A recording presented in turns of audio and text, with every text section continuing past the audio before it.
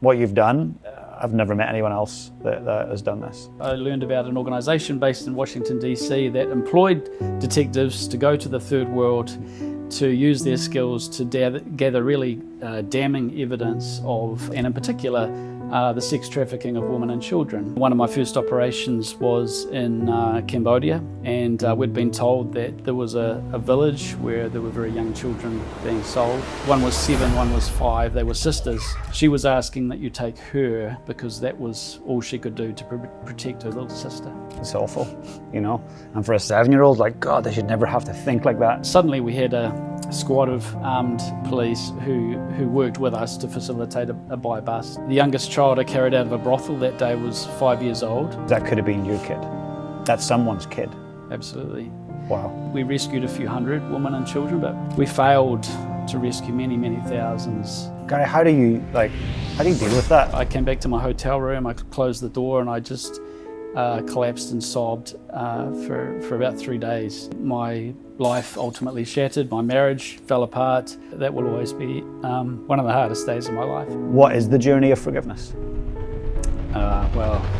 Yeah.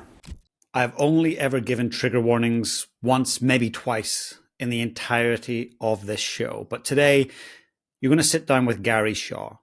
Gary went undercover to help save people from trafficking and slavery. Gary wanted me to read this statement to you on his behalf before you watch this show. Today, we're going to be talking about human slavery. It has become common practice to provide a trigger warning, alerting you to potentially disturbing or upsetting material. The jury is out on whether trigger warnings are actually helpful or harmful. Suffice to say, I care about your psychological safety, and so I remind you of your agency, your ability to respond. In the event that your nervous system is activated, I encourage you to exercise self-compassion and leave at any time.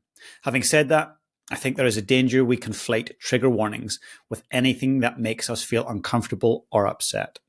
Today, we're talking about human slavery, and as such, for the sake of our shared humanity, I hope it is upsetting. The word compassion means to suffer with, to touch and be touched by the hurting place within ourselves and others.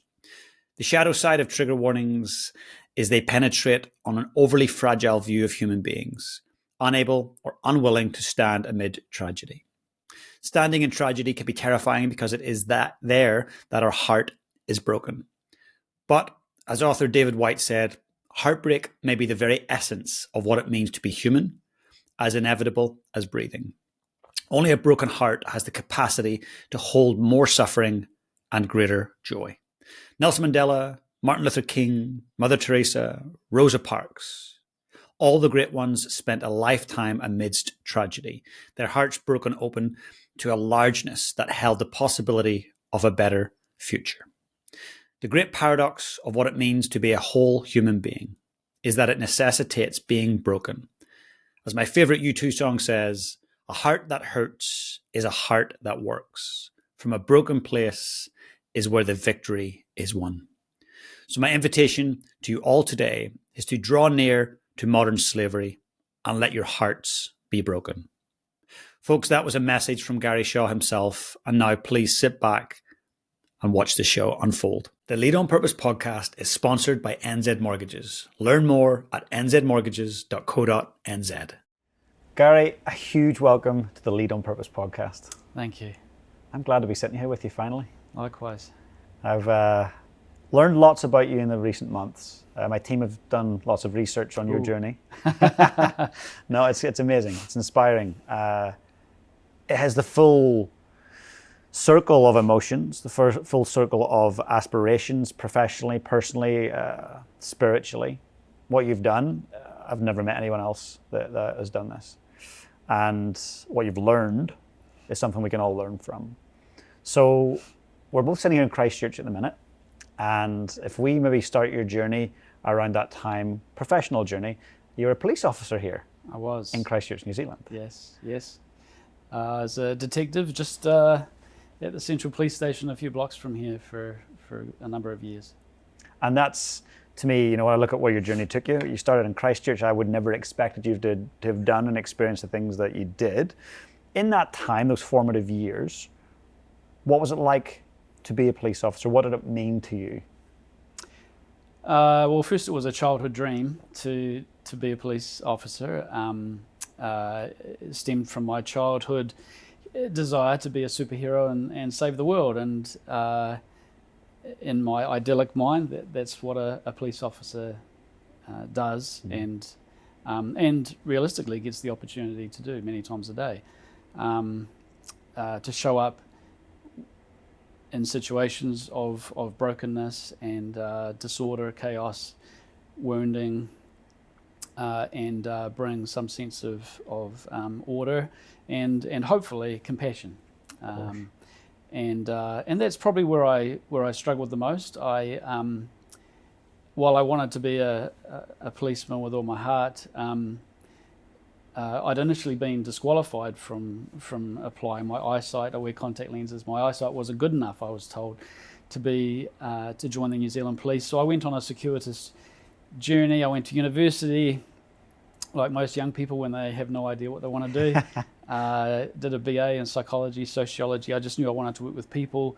I got a scholarship to study in Philadelphia in the United States and did a master's in third world economic development, basically how to go to the developing world and fight evil and injustice using economic development, community development in a anthropologically, culturally sensitive way. And so that was where I thought I would end up working for a relief and development organisation. But it was just at the time where they were recognising that you could employ 20 locals for the same price as one naive, inexperienced white guy who couldn't speak the language. So I came back to New Zealand pretty lost, and I saw that what used to be a traffic police division, which was separate from the general police duties division, they were about to merge.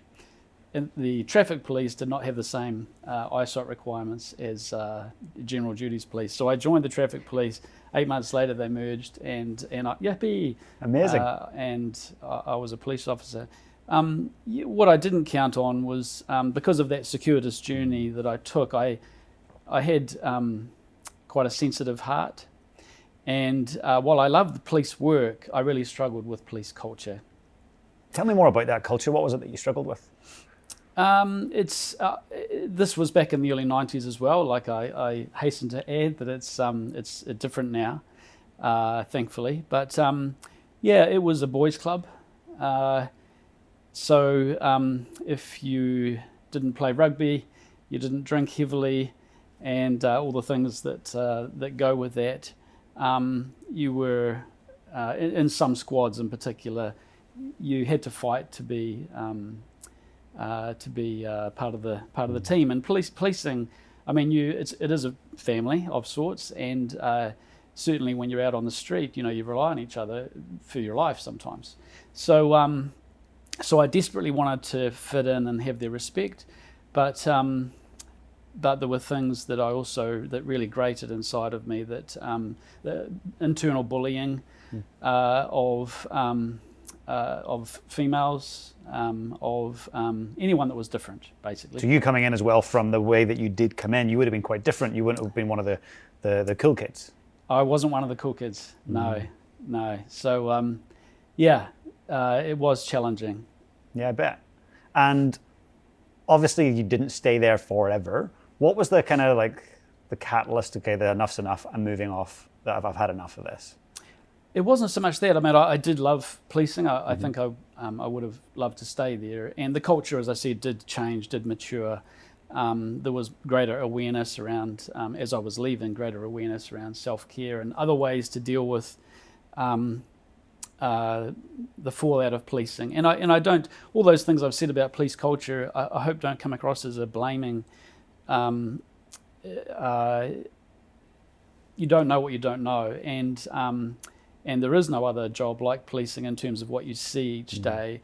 And so without real guidance on how to deal with that trauma day after day after day, unsurprisingly that you end up in the bar drinking heavily, if there's nothing else to go to. And back in the 80s and 90s at least, there didn't seem to be much else. So that has changed.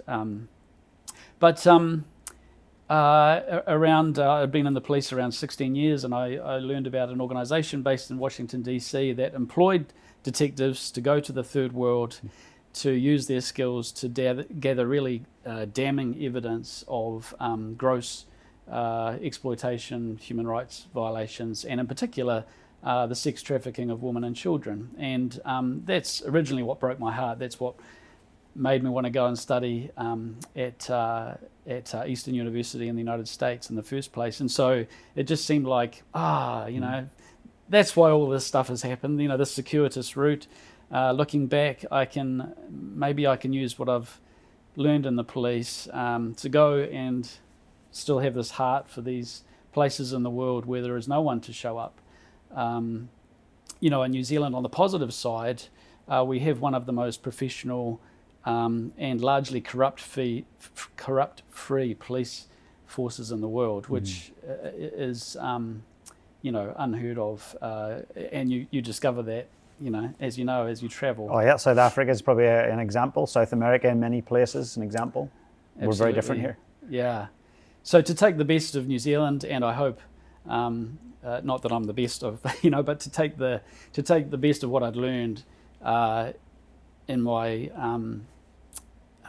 policing here in New Zealand, and to go on behalf of this organisation to ultimately 12 countries around the world.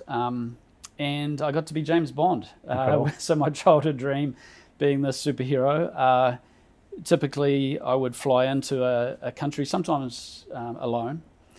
Sometimes there would be a local team, but we would use really high-tech equipment. Our supplier supplied intelligence agencies around the world with the tech and the covert cameras. And my day job, as I arrived on the ground, was typically to pretend to be a pedophile, a sex tourist, a sex tour operator, whatever was necessary to get into the very dark places that we'd received intelligence on, where women and children were being sold. Wow. And I had sort of a 3 to 4 week turnaround to find out who you could trust, who you couldn't trust, infiltrate those places, using covert cameras and other technology to gather really damning, compelling evidence, so that we could then take it to those local authorities that were somewhat trustworthy to facilitate the rescue of the victims and the prosecution of the people responsible.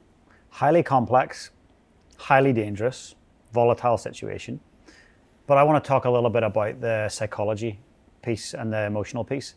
So you're here in New Zealand, you work with the New Zealand police in Christchurch, arguably a pretty quiet city compared to some of the chaos that you're going into. So you now have to go in and think like, act like, and pretend to be a pedophile. So what does that do to your psychology in terms of having to act and think like that? How did that impact you in those early years? Well, I wish I knew now. Yeah. Wish I knew then what I know now. There was a lot of naivety. I did speak to a number of police officers in New Zealand who had gone through the New Zealand Undercover program before I went overseas, and that was invaluable in terms of holding on to what was true deep within yourself. And there's a lot of things you can change on the outside, but important just to have your bearings and your compass, and to know that this is true, and I'm not going to change that about me. So you've got a solid place to always come back to. But I think the reason I was drawn to this work and the motivation behind it was, at the time, based in a Christian faith, and in particular the more evangelical end of the Christian faith at that time. And so I was often alone, and as you said, it was, looking back, dangerous, but I was so passionate about being God's agent of justice. At least that's how I felt. Like a savior kind of... Definitely, there was a lot of Messiah complex, savior complex mixed up in that. Like I said, I wish I knew then what I know now. But and there's obviously a shadow side to that. But there was also just this sincere desire, having grown up in Christchurch, New Zealand, in a loving family, with a father who loved my sisters, and protected them, and to go to parts of the world where I met little girls and women and boys who had nobody to protect them, and there was just that real desire to show up and to facilitate justice, some form of justice and some form of liberation in a part of the world that, for all manner of reasons, wasn't happening. Of course, and such incredibly important work. If it doesn't happen, those children and women will suffer, and we need to be able to do the right thing, and we need resource to do that. Obviously, local law enforcement need to play ball. Possibly they won't always be trustworthy. I'm sure there's been experiences where things did go wrong. They went wrong more than they went right. One of my first operations was in Cambodia, and we'd been told that there was a village where there were very young children being sold, and that was probably my first foray into the complete darkness of what we now call modern slavery. Going into this village late one night, it was incredibly hot and humid, and I met a 12-year-old boy who was basically the local pimp. Wow. And he said, you want girl, you want boy? I said, sure. And I followed him through a labyrinth of alleyways to one of several houses operating as a brothel in this village, and went inside, sat down, and the brothel manager brought two 15-year-old girls into the room, and he said, for $30 you can have either girl do whatever you want. Wow. And I said, well, actually, this isn't what I'm really looking for. And I went to leave, and he said, oh, wait, I know what you want. He left the room. He came back in a few moments later with two 6-year-old girls. And they had pigtails in their hair and teddy bears on their T-shirt. And he said, for $30 you can do whatever you want for 1 hour. And being very much in role, I said, fantastic, absolutely. I got them to come and sit on my knee, which was getting them up close to the camera so I could capture their faces. Gave them some candy. As far as he's concerned, I'm the perfect predator, but I was just very aware that in order to capture the evidence, there was a number of things that I had to do. So, and one of them was paying a deposit. So again, making sure that the camera was facing his face. Nothing worse than capturing, someone's belly button because you're looking the wrong way. Recording that crime being committed, which under Cambodian law, again, that's what I loved about what we did. It wasn't imposing sort of our morality or our Western idea of human rights. It was saying that, under Cambodian law, what's going on here is illegal. And so paying a deposit, capturing his face and his name, their faces, their names, getting the GPS of the coordinates of exactly where we were. And then I said, do you have any more girls like this? I've got some clients that's why I'm here. I'm the tour operator smoothing the way for my clients. And he said, yeah, absolutely. And over the next 3 weeks, I documented nearly 50 children. Wow. Between the ages of 5 and 12 years old who were being sold every day to men from all around the world, every nation, creed and race, including Australia and New Zealand. And documented them all. And then perhaps the most challenging part was going to the local authorities who, some of whom, not all of them, but some of whom were complicit, who were making money by protecting what was going on in that village. And initially, because of the money they were making, they didn't want to know. Wow. And in this particular case, it meant going to the US ambassador, who went to the Cambodian Prime Minister and said, we have some evidence of what's going on in this village. If you want to continue to receive US aid to the many millions of dollars, then we want this taken care of. And suddenly we had a squad of armed police who worked with us to facilitate a buy-bust.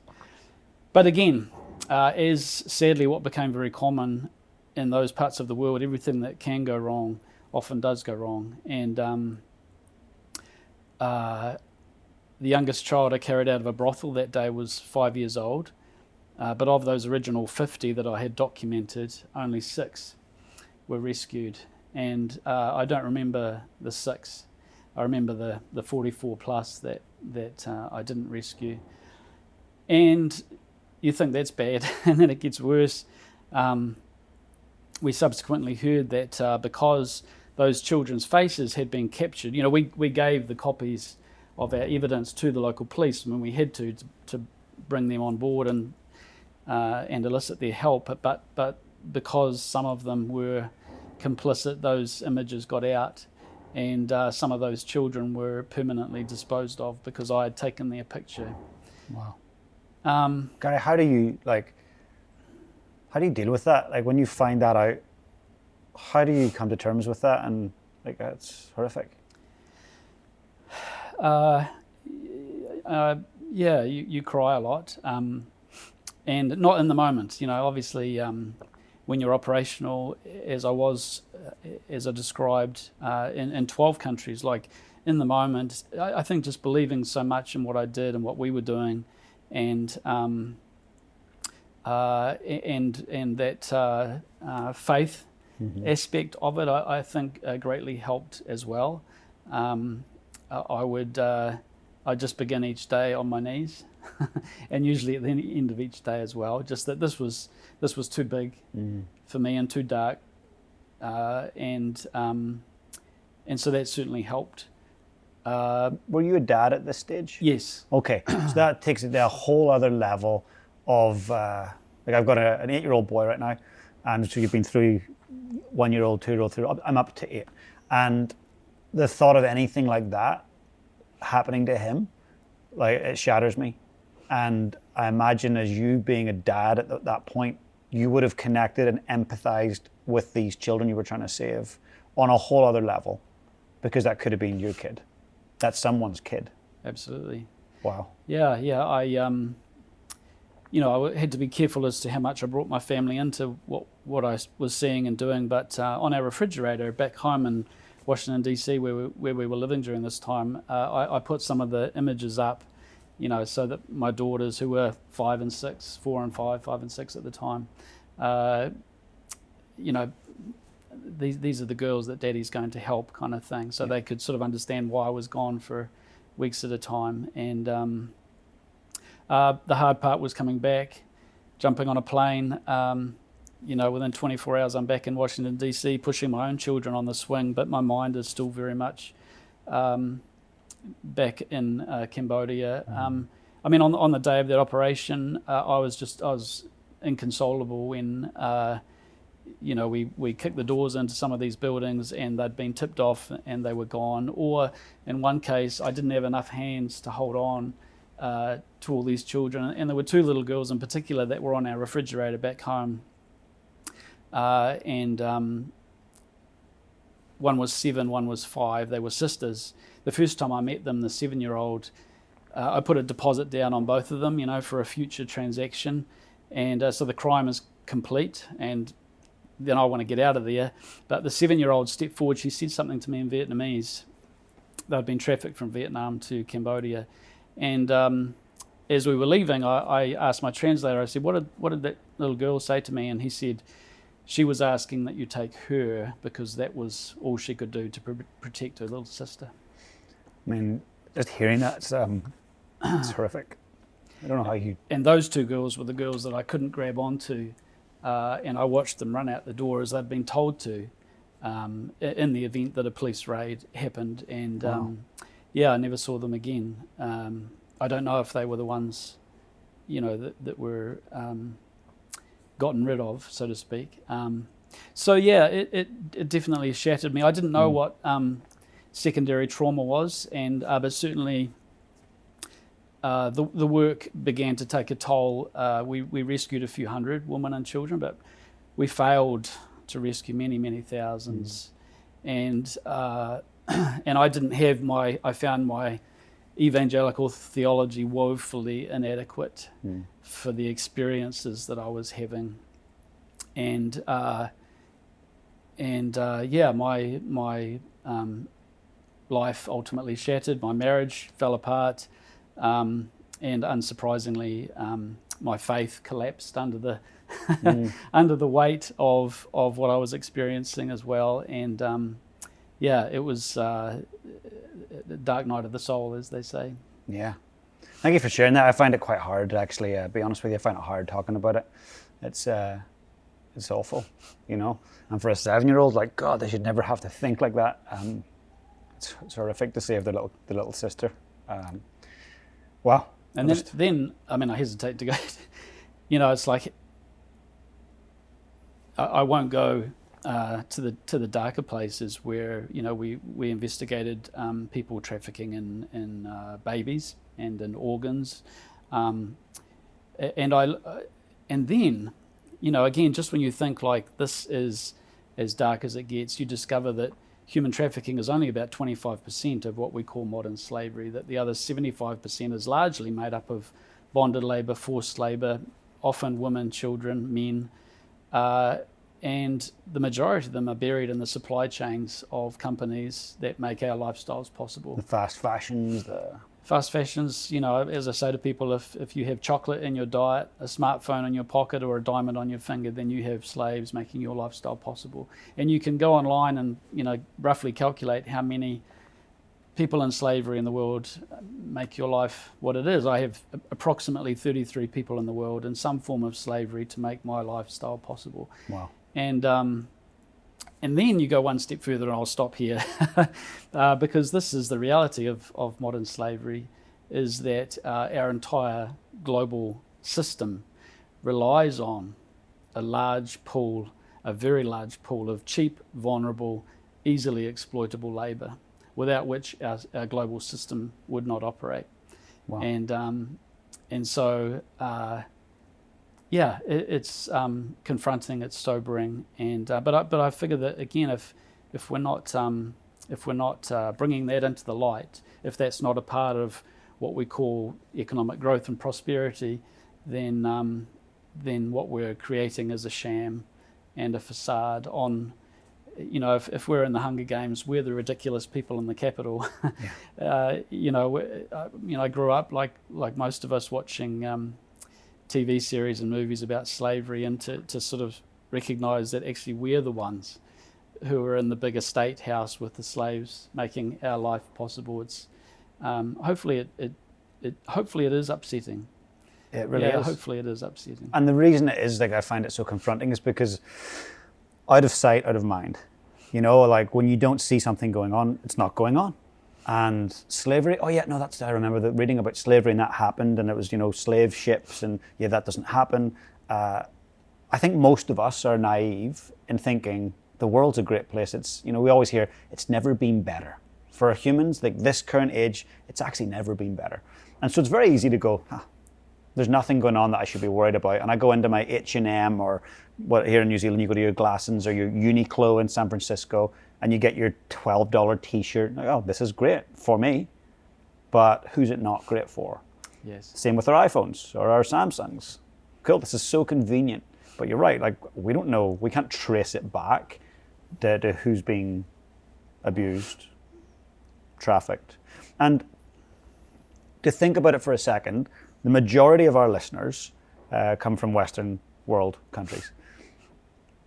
The people that were in those countries committing those crimes, as in the men, largely men I imagine, going to abuse these young people, they came from the New Zealands and the Irelands and the Canadas and these countries, and they're everyday people that have everyday jobs. Yes. So what I'm hearing is that hasn't stopped, that still happens. Absolutely, it still happens, and that's not even going to the online world, the dark web, and obviously what took off as a result of COVID when people couldn't travel. That absolutely still happens. There are more people in slavery in the world today than at any other time in human history. And as I discovered, much to my chagrin, modern slavery will not go willingly into the night. It's a multi-billion dollar industry. It's organized crime. Sometimes in relation to human trafficking, often it's everything from your, auntie, entrepreneurial auntie who who wants to make a quick dollar, through to massive organised global crime syndicates. But also when you get over to forced labour, where the majority of people are in slavery, bonded labour, then it's not it's not necessarily just the criminal lens falls apart because it's an economic lens. It's as I said, it's the way our whole global economy can work. It's why many of the brands you mentioned and thousands more, it's why they make all their stuff in the developing world largely, not to fuel slavery, but because we have a very large pool of cheap, vulnerable, and sadly easily exploitable labour. Is there a possibility where this world economically could thrive without the need for slavery? We could absolutely thrive. What we have to stop is this incessant addiction to growth and to more. We can still thrive, we can still be prosperous, but it will take a fundamental shift in our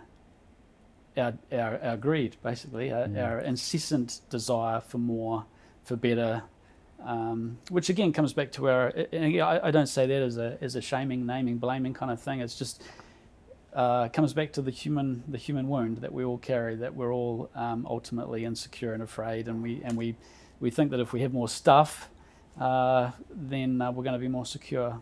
100%. And we can see that, and it's almost being fed to us as well through social media, which social media has lots of really great things about it. So many great things. But however, there's a dark side to that as well. Absolutely. And the idea of affluenza, of this constant need for more affluence, more money, more clothing, cars, etc. I mean, you can see that rhetoric being pushed pretty strongly online. But what I'm hearing is that there are other options and we can take a different route. Absolutely. And there are very large movements now. I'm sure you're aware of many of them that are, less is more. And as you simplify your life, you simplify your mind, you're free and liberated in ways that we don't have time to talk about today probably, but so there's absolutely different ways to run an economy, and to define success, I think, is the key. Culturally, to call BS on what we sometimes unconsciously, but accept as a very, very shallow definition of success. And I don't claim to be there. I'm as vulnerable and flawed as anyone else, and I think I met a girl who was in slavery who fundamentally changed my understanding of what it means to prosper, and her name is Esther, and she was about 14 or 15. She grew up in a tribe in Burma, and her auntie came and promised a very poor family that she would get Esther a job across the border in northern Thailand where she could make enough money to send home and support her entire family. So somewhat reluctantly, the parents agreed. Esther went across the border with her auntie, and sadly the auntie took her straight to a brothel where she received a very high price for a virgin. The auntie disappeared. They kept her locked up for a number of weeks until they could find someone who was willing to pay the price to rape a virgin. Sadly, Esther was brutalized. I won't go into too much detail, but she put up such a fight, they had to use masking tape to tie her down. And then sadly, she was put out with all of the other girls in the brothel, exact same situation, and brutalized many, many times a day for many months, until one of my colleagues was able to infiltrate that place, posing as a customer, wearing a camera, and in the privacy of the bedroom earned her trust and was able to get her story. Took that information to the police. The police raided that location, rescued Esther, and arrested the people responsible. The next day, they took Esther back to collect, and the other girls back to the brothel to collect, because they only had the clothes on their back, to collect their few belongings. And when they went into the room that had been essentially her prison cell, above the bed upon which she had been raped many times a day, was this writing on the wall, and they said, Esther, what's this writing? And she said, well, my family comes from a Christian tribe in Burma, and this was a poem, a psalm that my parents read to me every day. And they said, well, will you read it? She read it, and it said, God, you are my light and my liberation. Whom shall I fear? God, you are the stronghold of my life. Of whom shall I be afraid?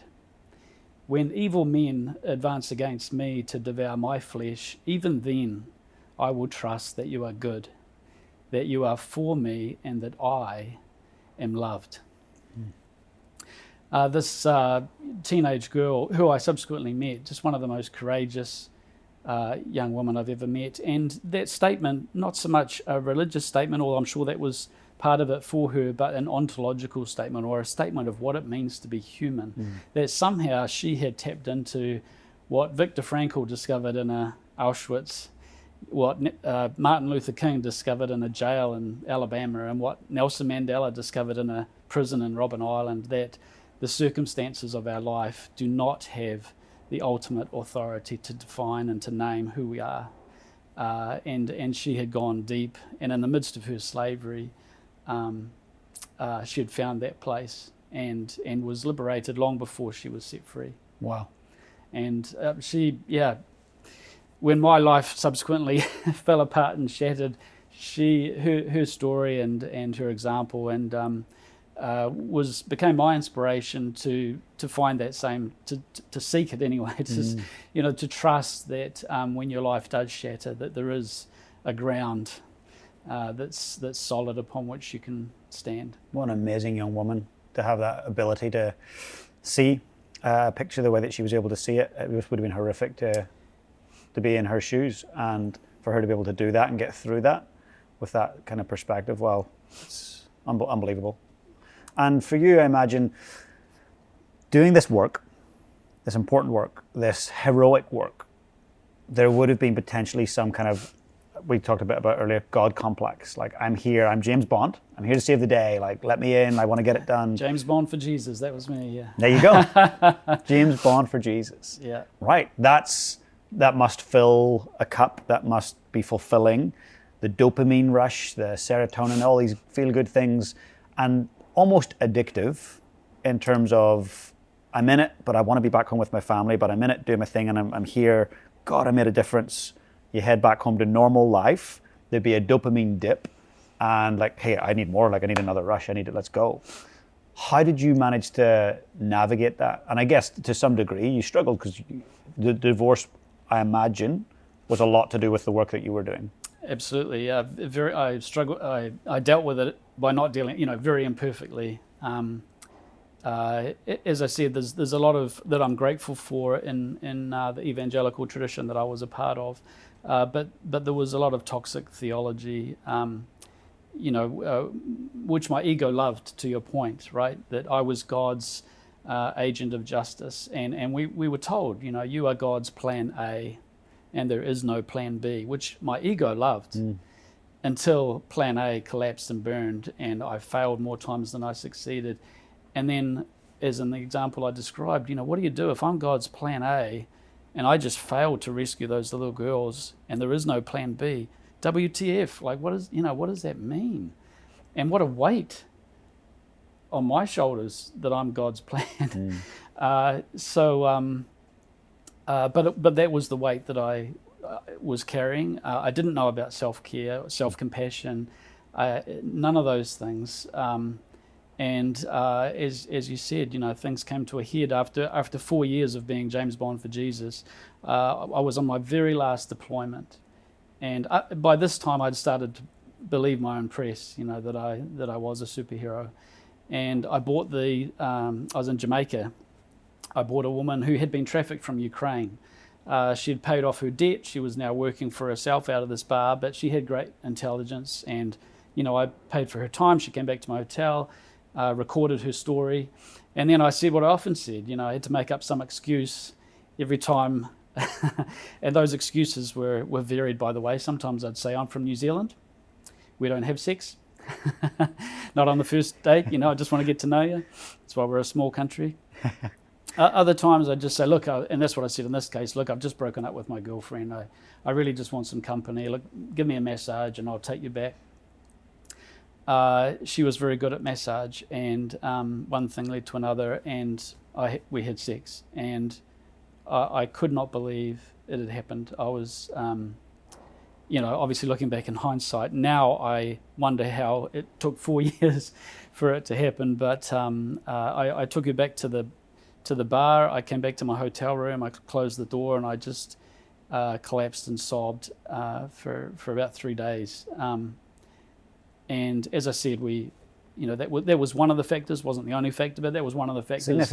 Significant factors that contributed to my world imploding and subsequent divorce and being back in the New Zealand police. And I went to see the police psychologist, which again the police are great in that regard. Your life falls apart, they go and get some help. And he said, I recommend you write down your thoughts.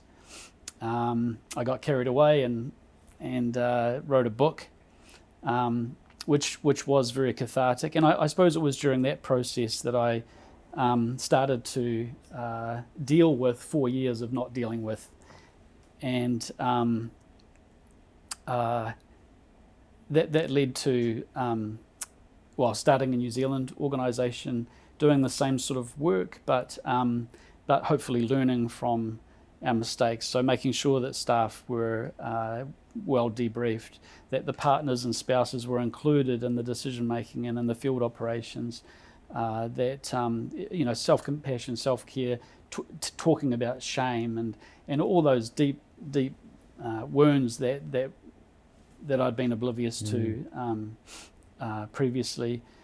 But I was talking to someone recently, and I was just explained that particular story, and I told him what happened in that hotel room, and he said, "Wow, what a gift!" And I said, what? Like this was devastating to me. This was 3 days of weeping and gnashing of teeth, not to mention the destruction that came after that. And he said, "What a gift for that ego, wrapped up in all of that toxic kind of belief and weight, to be just smashed and to be shattered." And that you are human and you're not a god or God. Yeah, it's interesting. Do you mind if we unpack that a little bit? No, please. Yeah. So, first things first, this woman, she was obviously an adult. She was about 25, 26. Yeah. Yep. Okay. And this is the first and obviously only time this had happened. Yes. And what after it? If I can this is the first time that I'd crossed that line. Yes. It was 4 years of compromise leading to that point, because talk to me about those moments where you're like, what it's like as a human male. Yes. In this, because I imagine you're in brothels, you're in different bars. There's probably a lot of weird things happening, naked, mostly women, I imagine. Absolutely, yeah. That was my day job, was going into some of my colleagues in the police wanted to know, how do you get this? Yeah. But it was going into a go-go bar, for example, in the Philippines, because there's a 10 or 12-year-old girl who's been trafficked. And is that the same as a strip club, essentially? Yeah, like a naked woman dancing around a pole. When you come in, one of them will come over and sit beside you. They'll basically try and seduce you, so that you then have to pay a bar fine to take her back to your hotel, or sometimes they have rooms on site. But in order to get that evidence, I have to sit there and be the customer. I've got a camera, which is a liability if it's found, so I have to be very careful that camera is not found.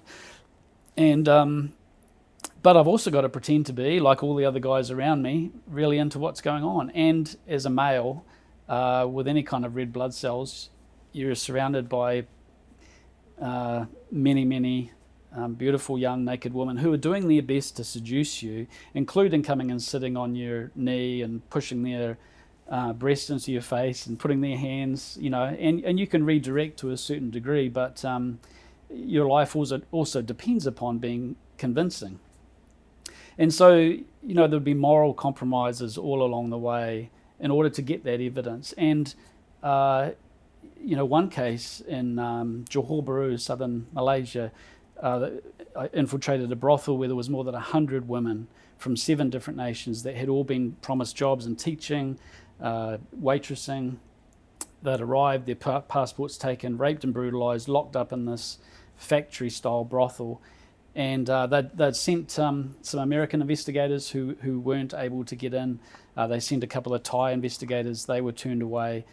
So they sent the Kiwi. And Unassuming Kiwi? Unassuming, yeah. They used to call me the genius, and I don't say that, to blow smoke up my bum. I think it was just because as Kiwis, we're a bit more unassuming, a bit more self-effacing. We're not a threat. And so I had a backpack on. I just was like, what's going on here, mate? Is this a brothel? Oh my God.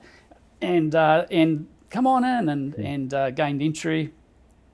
I spent 3 days going backwards and forwards and documented several women who, once we were in the bedroom and I'd paid to have sex with them, but then indicated that actually I didn't want to, I was just happy to talk. They wept, and in every case said, please tell my family where I am. And one of them spoke really good English, and so I wanted to find out, because this place was protected by local authorities, I wanted to find out who they were, where they hid the girls when the police came. There was a lot of information that she could give me, so I paid for her to come back to my hotel room for the night. So she slept in my bed. We did not have sex. And she was a bit confused to start with, but I'm like, hey, no, I just want the company. And she was like, well, this is weird, but whatever. But she gave me a lot of information about how the place operated. As a result of the information she gave me, we rescued about 100 women during it was the largest rescue operation of its kind. Huge success, except that I went home and my marriage was never the same. We didn't have sex, but I'd slept in the bed with, this young, beautiful Thai, 25-year-old woman. And that's just one example of hundreds of compromises along the way. Chipping away at your soul. Yeah, absolutely. And my identity. And so I think when things fell apart, now looking back, and as I said, my friend said, wow, what a gift. I very much got my significance, purpose, meaning, worth, and identity out of what I did, not who I was. And so I was so shattered at the time. Looking back, I'm incredibly grateful for it now, because it was like a death, but it took a good year or more until I was finally able to just catch glimmers of, similar to Esther. I don't mean to compare my experience with hers, except to say her example, her inspiration, that finally catching a glimpse of someone who could get their sense of identity from who they were, not from what they did. My hero through all that time, Batman Begins. There's that great line. It's not who I am underneath; it's what I do that defines me. I love that. It's what I do that defines me. But that is the root of the toxic, insidious, because if what I do defines me, both good and bad, then that's the ultimate of who I am. Yeah. But what Esther and others, the great ones, have taught us and do teach us is that we are not just the sum total of what we do, whether good or bad, but we are infinitely more. And I guess my shattering opened up a path whereby I could start to step into that, fall into that actually. It's incredible. I want to say thank you for actually sharing this, and I want to take it and go a bit deeper. But for you to do this and be radically honest is difficult. It's difficult for you. It's difficult for me. It's difficult for the listener or the viewer right now. There's a couple of things I want to touch on. The first being that a listener or a viewer might right now be listening going, my God, look at the work he did. He's amazing. He's one of the greatest souls. He saved all these lives. Oh my God. He just told me that he's now had sex with someone he was in there to help. And instant judgment, instant finger pointing, instant, more than feeling let down. I don't know what the next level of that is, but these feelings come up, and I just want to compare that for everyone else out there. Like, I think we all have things in our lives that there's shame around, and they could be big things, and they could be things that happened 20 years ago, 5 minutes ago. It could be things that you do daily that you're ashamed of. And often for the people that are listening, the light will never be shone on their shame publicly because they choose to cover it up. And it could be addictions to things, could be how they treat themselves or treat others, things that they maybe aren't honest about. So I want to shine the light on the fact that I think we all can connect on the fact that we all experience shame, and it's normal, and it's very uncomfortable, and it's not nice, but actually it's normal. That feeling of shame, how did you bring this to your wife? How did you have that conversation, your ex-wife? And what did it feel like when you actually finally just were open and upfront? And Yeah, very insightful question, thank you, and summation. Yeah, we were already struggling, as I said. The nature of the work, she didn't want to know. Ultimately, increasingly, what I was doing and what I was being exposed to was too painful for her, which I understood and respected. But it also meant that I had to navigate what I was dealing with in a silo. And as I said, the organisation I worked for was fantastic, but they were very young. And they were learning as well, and so we didn't have many of the supports in place, which they now have, so things were already collapsing around us. That's why ultimately I resigned. We came back to New Zealand. I was back in the police here. We tried for 2 years to hold things together, and when it looked like it wasn't going to work, I thought maybe this dark secret that I'm holding is kind of, the thing that's just unconsciously, imperceptibly eroding our relationship. And if I'm transparent about it, maybe we can heal. Maybe we can fix this. So I told her. I said, and I tried to explain. This while this was a one-off in terms of going all the way, this was the nature of my work. This was the slow erosion of my boundaries and my soul. And but ultimately, I crossed a line, and this is what happened. And no judgment on her. Again, it wasn't the only reason, but it didn't. It wasn't a magic. It wasn't a magic pill. If anything, it just confirmed for her that. I was pretty broken, and we subsequently divorced, and that was one of the most painful things in my life. I know you've been through that path, having to look your children in the eye and tell them that mum and dad aren't going to be living together anymore, and seeing just their spontaneous tears. That will always be one of the hardest days of my life. Yeah, I bet. Yeah.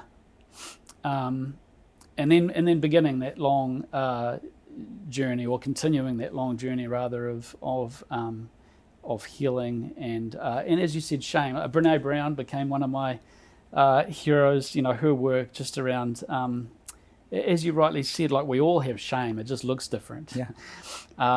And she's done such an amazing job of helping us understand that shame is there in all of our lives. And it thrives in secrecy and silence, just like slavery. Shame thrives in secrecy, in silence, in darkness, and the only way to break through it is to bring it to the light and to share it, not necessarily like this, but with someone that you, in a safe place, with someone that will neither abandon nor invade you, and to receive forgiveness, to forgive yourself. Well, that was one of the, I'd stepped away from the evangelical Christian scene, but my children were still in some sort of program, and I went along to one of the churches to drop them off one Sunday morning, and I used to be up the front, William Wilberforce talking about rallying the church to rescue people from slavery. Well, I was the publican down the back of the church, sitting in the dark corner. But this particular morning, the pastor was talking about forgiveness, and he said, I just want everyone to close their eyes and think about who they need to forgive. And I thought, not this, I've forgiven everybody, and it's been hard, and I've done the work, I'm not holding. And then I just felt this real deep little whisper say, the invitation to forgive is to forgive you. And I just wept. So many moments like that of dealing with the shame, as you rightly said, that we all carry in some form or another. Thank you for sharing that. And this piece around forgiveness, how does someone do that? Like, someone right now is listening to this or watching this, and they've done something that they didn't want to do at whatever level it might be. They might have spat chewing gum out on the ground and they knew it was the wrong thing to do. They might have hurt someone. They might have lied to someone they love. How does someone go about forgiving themselves? And I guess I'd love you to speak to that in terms of your process. You're sitting in church, you get this almost epiphany, like, oh, the one person I haven't forgiven is me. How do I do that? So what is the journey of forgiveness? Well, yeah. Excuse me, that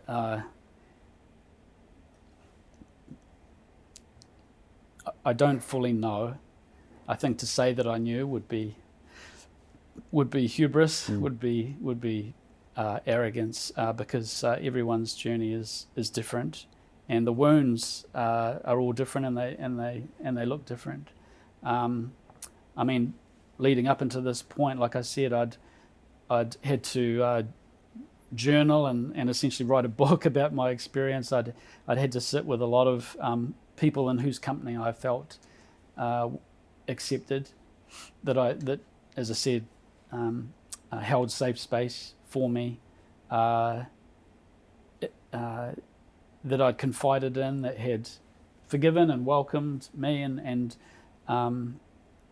as well as reading Brené Brown and watching all of her stuff around the nature of shame and how insidious it is, and I think just letting go of the hero, the and all the stuff connected to that. This it felt like a death, but incredible freedom in letting this definition of what I had defined as success, letting that go. So all I can say for me, forgiveness feels like whatever it is you're holding on to, it feels like opening your hands and letting it fall. And sometimes, it's a journey, right? Like we pick it up, we keep carrying it, but ultimately over time, letting it go again and again and again, sometimes into other people's hands, if there's a spirituality, into the hands of someone or some people, some beings bigger, stronger than you to carry it, whatever is appropriate for you in your worldview, that's culturally appropriate as well, I might add. But for me, it's a different energy. It's the opposite of striving. It's the opposite of attaining. It's getting to that point where I know I cannot attain this, but in my powerlessness to attain it, I will assume a stance such that it might be attained in me. Beautiful. Thank you for sharing that. And to me, the word that comes to me is acceptance. As you explain that, accepting things, accepting yourself, accepting your flaws. And I think that's a very difficult thing to do at times. Very difficult. I want to also shine a light a little bit on the things that we have. We talked about fashion. Let's talk about the corporate side of modern day slavery. And it seems weird that I'm even using that term, modern day slavery. Is that what you modern name? Slavery. Yeah, modern slavery. Yeah. Like, it seems crazy that it goes on, but what can companies do?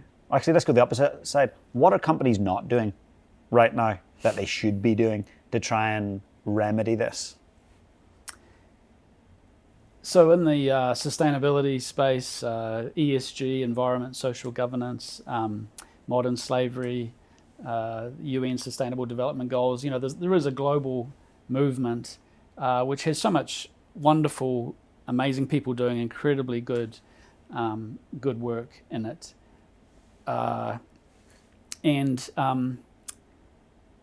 There is a movement, you can call it whatever you want: ethical business, responsible investing, responsible business, corporate social responsibility. Like, there's all these terms which are basically, as you said, we need to do better. We need to to protect our brand. Usually it's usually self-preservation. Exactly, it's usually ego-based. Corporate social responsibility is basically it's this externally imposed responsibility or duty that I feel as a company I need to do just to protect myself.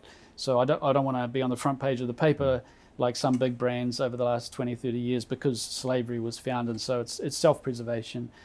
Some go a little bit further and they genuinely want to make an impact. There's the B Corp movement, benefit corporation movement. Again, great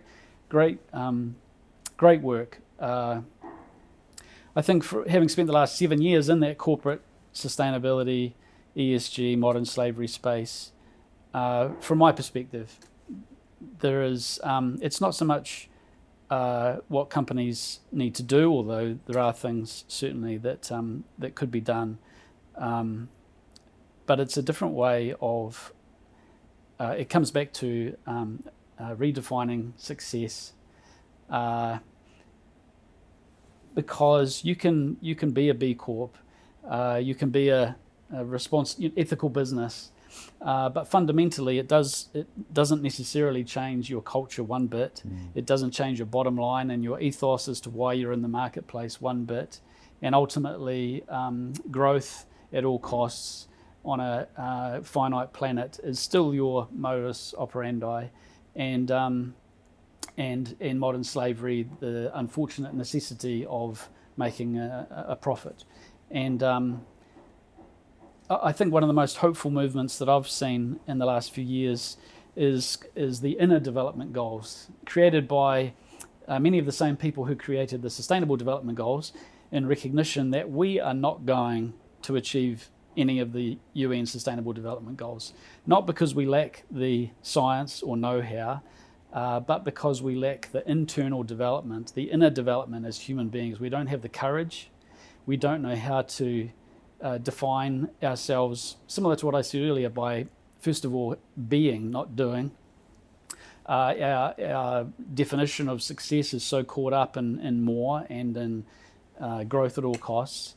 And so the inner development goals is basically saying, we need more. I say need more because, again, that's back to the whole, back to the language of ego, but that the world is, the world's on fire, and the invitation is for more and more of us to do that necessary inner work, such that we place being before the doing, that we know how to get past our ego and our shadow. We're even aware of what those things mean, such that we can collaborate. And that's the most exciting area, is when you see leaders and brands really doing their inner work, changing the culture, changing their definition of success. Because we talk about modern slavery, again, thrives in secrecy and silence. And so a lot of businesses talk about transparency in their supply chain. We need to be transparent. But the reality is most businesses spend billions of dollars on polishing the corporate turd, basically, on advertising, on marketing, on only putting their shiny side out. And so you have this real competing demand. On the one hand, you only want to be shiny and look good, understandably, in a capitalist, we want to just look great, buy our stuff. But you also have this competing demand to air all your shit and your global supply chain. And actually, best practice, if there is emerging practice, I should probably call it, is to lead with, like some brands are really courageously doing. We found, there was a Tony's Chocolonely said recently, we found more than 1,500 children working in child labourers in our chocolate supply chain. That is best practice, because those kids are already there, but this company is saying, we found them, that's the win, we're going to talk about it. Same as shame, same as the conversation we had earlier. That's the way we're going to deal with this stuff, by bringing our wounds as individuals and as corporates to the surface. But you won't have the courage to do that if you're still ego-based. So I put a lot of my hope in the willingness of brands to do their inner work, to address the corporate ego, the corporate shadow, and the inner development goals have a toolkit and a pathway as to how you can do that, such that your culture changes. You're then able, because you've dealt with your corporate ego, you're now able to collaborate. Again, when it comes to modern slavery, is just one of the many challenges that we're facing as a species. But it just feels like we're rearranging the chairs on the Titanic so that this chair is slightly more sustainable and this chair is a little bit greener, and we're moving them, and they're all responsible and they're all ethical, but it's not changing the speed, size, or direction of the ship itself. The reality is many of these challenges like slavery are too big for any one business or actually any one country to respond to on their own. So we absolutely need to collaborate. The problem is we don't know how truly, because of our ego and our shame, all the things we talked about. So I suppose a long way of saying I put my money on inner development goals and the work that stems from it and floats around it, because it offers a real way for businesses, brands and leaders to do that necessary inner work such that they can truly collaborate. And I'll just end by saying the company that I worked for most recently, just before I left, signed an MOU, a Memorandum of Understanding, with their direct competitor, saying that when it comes to our shared supply chain, we will work collaboratively on addressing worker well-being and any cases of exploitation that we find there. That's unheard of. That's really cool. That's ultimate radical collaboration. And what a story. Like, you talk about brands looking to earn the trust of their clients, right, of their customers. Well, what a way to earn trust. So that's amazing. It takes me back to kind of Stoic philosophy of do the right thing. Do the right thing, do it now. It doesn't matter what it is, just if it's hard to do it, but it's the right thing, just do it. And often with large organizations, businesses that are competing, working together and agreeing on things, it's sometimes not easy to do, but it's the right thing in this case. So that's a good example of setting a new precedent. I am aware that New Zealand is a small country. I live here and I love it. We've got 5-ish million people. So in terms of us leading the charge and making a big impact and changing these things, we might not have as much punching power as a UK, USA, Russia, etc. However, what do you think our current coalition government can do in this space? Is there anything that they can do to actually start impacting things and making a difference? Yes, Good. There is.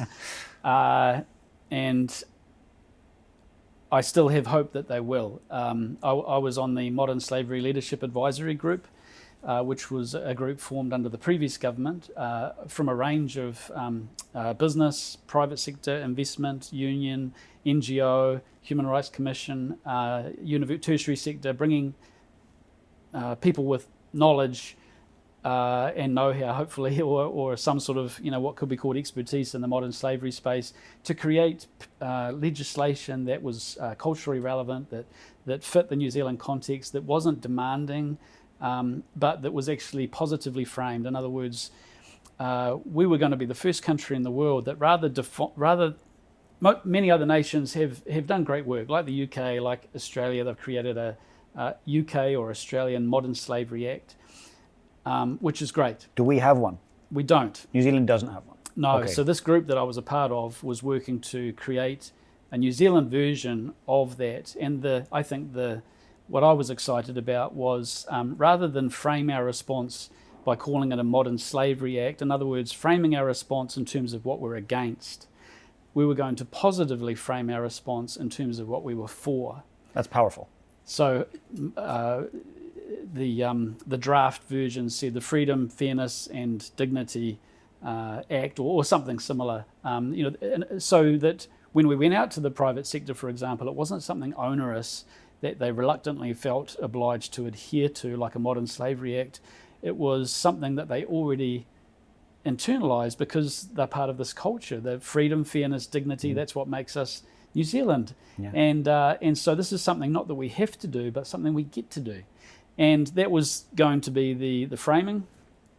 Sadly, the current coalition government has decided and has said publicly that modern slavery is not a priority for them. I hope that changes. And there's a lot I could say, but I probably shouldn't.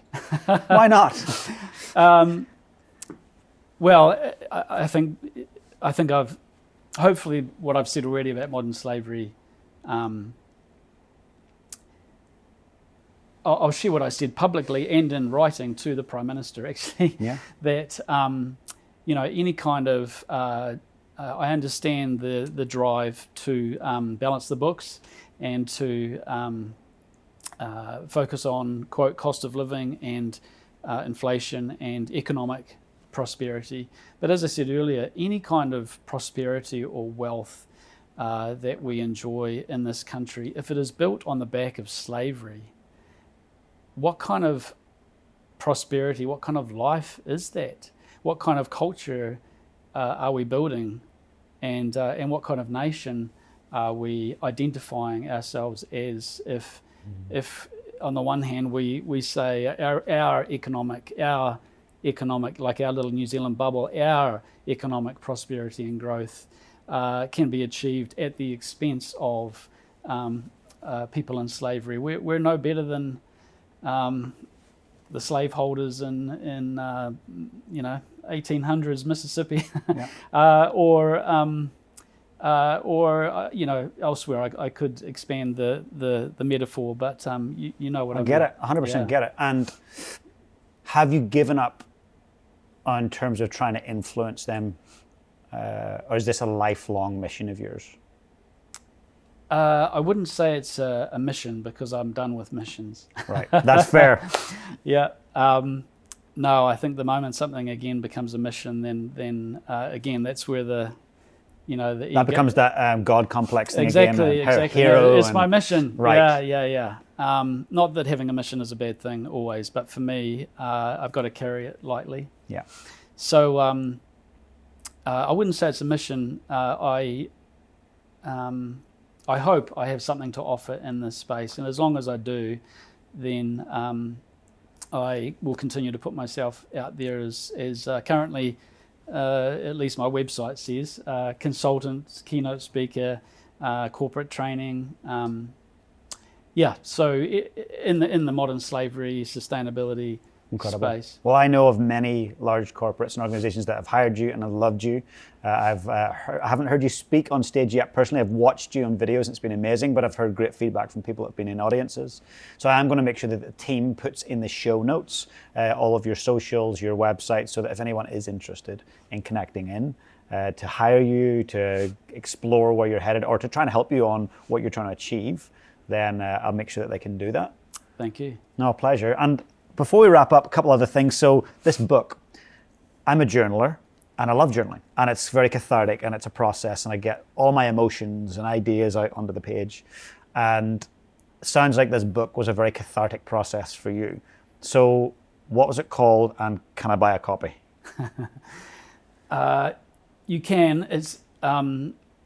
It's a delicate question that, in keeping with the work that I used to do, for quote, legal and security reasons, I had to write the book under a pseudonym. Yes. And I signed a contract to say that I would never publicly say that was me. So if we go searching for it and figure it out, we can do that. We just won't need to name it. People can get creative in trying to figure it out. They can. If they contact me privately, Yes. Through the details that you're going to post, Cool. I'll be happy to share that. But yeah, I can't say publicly. We'll chat off air and I'll get a copy. Because Yeah. I'd like to understand that process and read the book and get a deeper connection with your work. Thank you. I would say, as I said, I wrote it. I was still. I think the stories in the book speak for themselves. They're powerful, and they're true. The framing around the book was, as I said, had an evangelical lens, which I don't see the world through today, and so I'm writing a second book. Cool. Actually based on Esther's story. It's about a rather uptight, somewhat religious, overly intense, well-meaning man who's trying to rescue women and children from human trafficking. That part's easy to write. But he comes across a teenage girl who has been trafficked, and even though she's a slave, she knows who she is, and at that deep level, and she's more free than he is, and all of his certainty and his dogma, and she sets him free.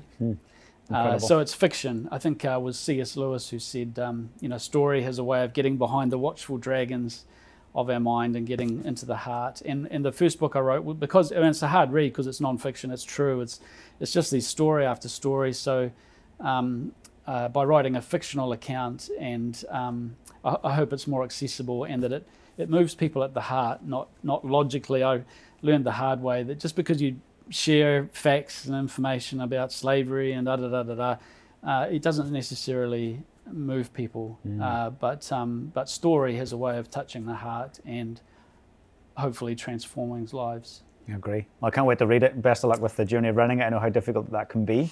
Thank but you. Go well. A couple more questions before we wrap up. One, do you believe in God now? I do. Although I would say that that's not the main question. My understanding of God has evolved, and when my world fell apart, some dear friends said that they would love to take me to Hawaii with them, all expenses paid. So I said absolutely. We went to a conference. The author of a book called The Shack was speaking, Paul Young, and won't go into detail except to say his life was incredibly traumatic. The book that he wrote, a creative fictional account, but was basically what happens in a man's life when he encounters the trauma that we all experience at some form in our lives, suffering and undeserved pain. And he then has an opportunity to spend a weekend with God and basically say, WTF, like, my little girl who was murdered, did not deserve that. Sitting, listening to him speak, the author of the Shack speak for the 4 or 5 days I was there, and then getting to know him and having some conversations subsequent to that, I would say that my theology collapsed under the weight of love. Mm-hmm. And so the God that I now understand, first of all, is not remotely concerned whether I believe in him or her at all, or even whether I trust him or her, but whether I am willing to let go and to fall into the arms of deathless. A deathless love that is mysterious and beautiful, trustworthy. I think of just coming back to your question. The words of Jesus. I was just listening to this on a podcast the other day. He said, he wasn't concerned whether you believe in God, whether you trust God. He just wanted to know: do you love with all your heart, with all your soul, with all your mind, and with all your strength? Is that your orientation when you show up each day? And however you understand God, do you love with all your being? And to me, that's God. That's so helpful, and I appreciate you sharing that, because I kind of hit you between the eyes with a big question there. The reason being, one, I grew up in Northern Ireland, and I seen how religion, as they wanted to put it, really caused a lot of issues, and does in many parts of the world still to this day. But then more recently, 2 friends taken their lives. In the last month, one was 50 years of age, both here in Christchurch, took his own life, and then another 18 years of age. And I started to try and figure out why that would happen and how could someone get to the point where that happens. And I was speaking with a mutual friend of this guy that had killed himself, and we were talking about God. And I said, well, look, I don't believe in God. I said, I believe there's something big out there. I believe it's something miraculous. I have no idea what it looks like. I don't think it is a person, but it's a miracle that we're alive. So I believe in some kind of spiritual thing. I don't know how to put words to it. And he said, well, look, I feel that if someone gets to their depths of misery and wants to end it and quit and check out, the solution is to have a relationship with God. And if you have that, then you're not holding on to money or a relationship. So let's say you lose money and you're millions in debt, so the easiest solution, take your life. Or your lover and your partner falls in love with someone else, so you no longer have any meaning, so you take your life. So he suggested, James, if you have a relationship with God, that it can help you get through those times. And I get it, and I understand that, and I respect that. But for someone who's not a believer, per se, in a specific element or a way to describe a God, I'm just a spiritual person. What do I do? And I guess you answered it at the very end there, where you said it's how you show up. It's, are you fully loving? Are you showing up with love and intention and passion? And I guess that's all I know how to do in terms of connecting with something. I'm uncomfortable with the thought of having to read a book that was written thousands of years ago that tells me that this is how we should live. But I respect those who do, and it's their thing. And it's, I'm glad that you answered it the way you did, because that actually helps me a lot. I'm sure there's other listeners and viewers that might have a different viewpoint. But as I share that with you, does anything land? Yeah, it does.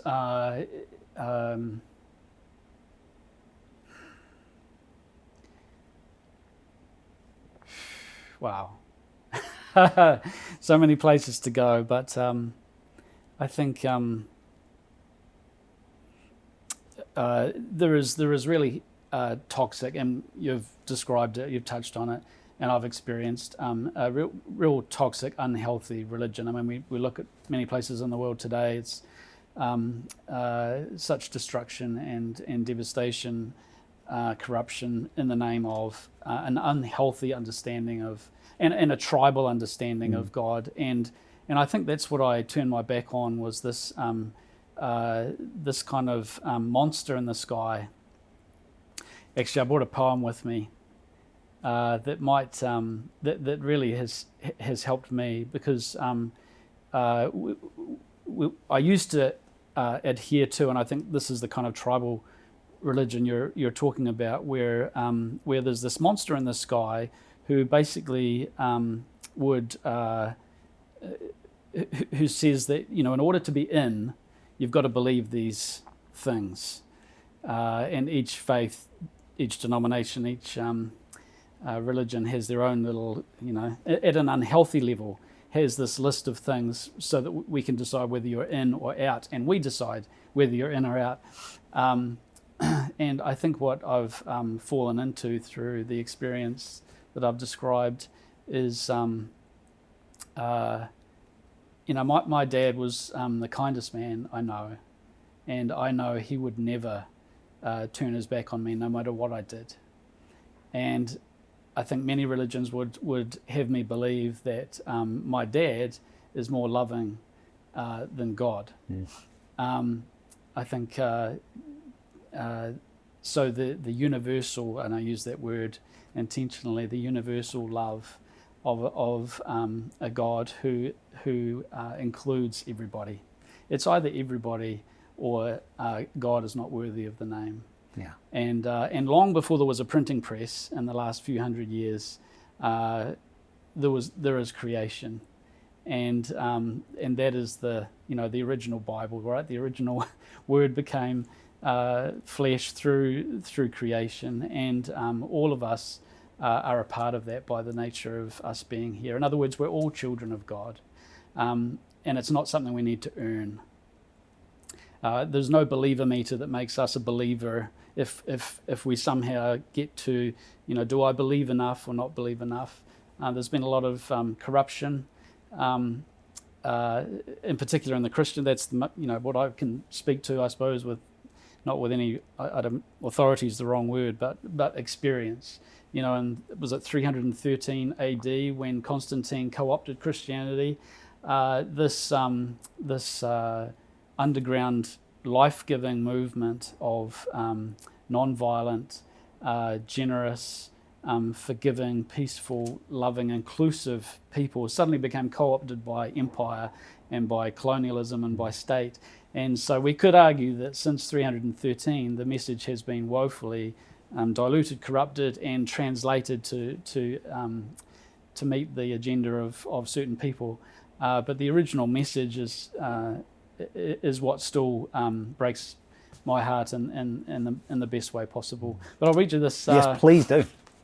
This it's by a modern mystic, I think. Shalane Harkin is her name. It's called The Worst Thing. The worst thing we ever did was put God in the sky out of reach, pulling the divinity from the leaf, sifting out the holy from our bones, insisting God isn't bursting dazzlement through everything we've made a hard commitment to see as ordinary, stripping the sacred from everywhere to put a cloud man elsewhere, prying closeness from your heart. The worst thing we ever did was take the dance and the song out of prayer, made it sit up straight and cross its legs, removed it of rejoicing, wiped clean its hip sway, its questions, its ecstatic yowl, its tears. The worst thing we ever did is pretend God isn't the easiest thing in this universe, available to every soul in every breath. Wow. Thank you for sharing that. Oh, I love that. Thank you. What does it mean to you when you read that? It means I can rest. When I was at that conference in Hawaii, I was still mission, right? That was my life. And so he was talking about this undeserved grace that I was invited to fall into, but I couldn't accept it. I was like, no, it's not what I was taught growing up. For a start, there's this big gap between me and God. The separate. Basically, I was told I'm separated from God, and I need to do all these things to get close to God. And what Paul Young was saying was no, you don't. And that's not what the original message was before it was corrupted. And but I was like, but what about mission? And Of course. I was the annoying guy down the back, and he said, Gary, what if your mission is to crawl up onto the knee of your papa and rest in his relentless affection and delight? And having a dad that I could do that with all my life, physiologically, when he said that, I just went, really? And I spent months and still spending years since then just saying, you can't be that good. You cannot be that good, because I would fall in love with a God like that. Yeah. And I believe that's God. Thank you for sharing that, and thank you for letting the conversation go there. I don't think I've ever had that level of conversation on the show and went in that direction, so I really appreciate you. Well, I appreciate you asking, and you're uniquely qualified, coming from Ireland, a country torn apart because of different definitions of God, and the trauma, the pain, the untold suffering. It behoves us to be honest, and it's. I know what I've said won't be popular with many people either, but we can. Coming back to what you said earlier too about shame, which some would say is the original definition of sin. It's not bad stuff we do. That's just the symptoms. The original wound would be we're wounded.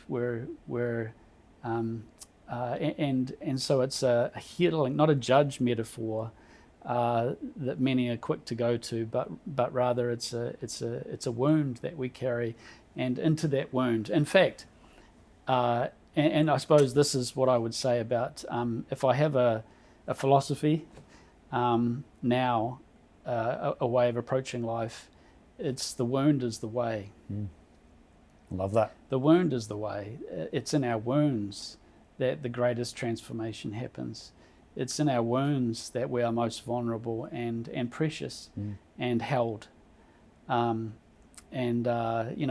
famous the U2 song I love, a heart that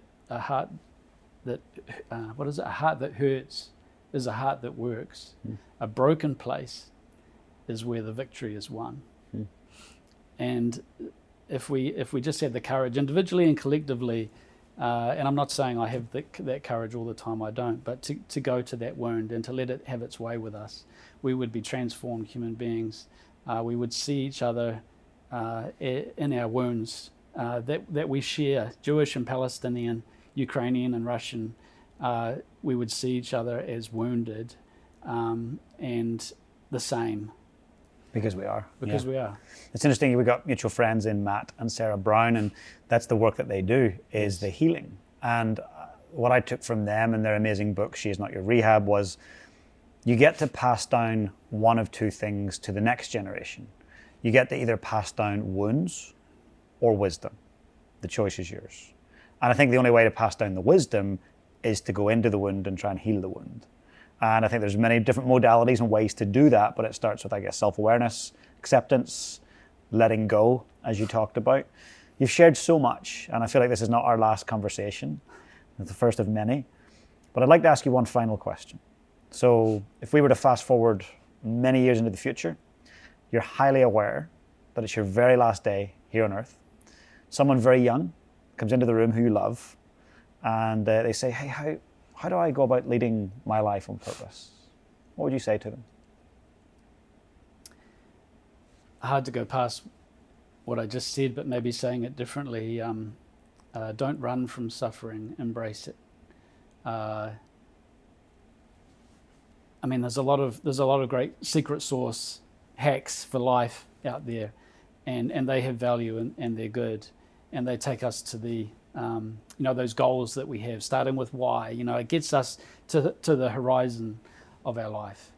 But what we're talking about today is that there's a place beyond the horizon that we can't get to by striving and effort and by learning the tricks of the trade, as it were.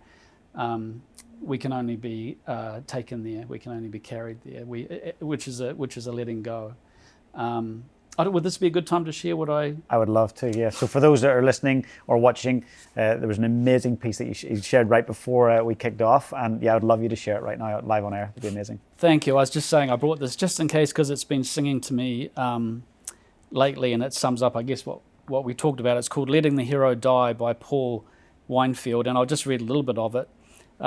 He essentially says people throw around the term the hero's journey without having any idea what it really means. Everyone from CEOs to wellness influencers thinks the hero's journey means facing your fears, slaying a dragon, and gaining 25,000 followers on Instagram. But in the real hero's journey, the dragon slays you. Much to your surprise, you couldn't make that marriage work. Much to your surprise, you turned 40 with no kids, no house, no prospects. Much to your surprise, the world didn't want the gifts you proudly offered it. If you are foolish, this is where you will abort the journey and start another and another, abusing your heart over and over for the brief illusion of winning.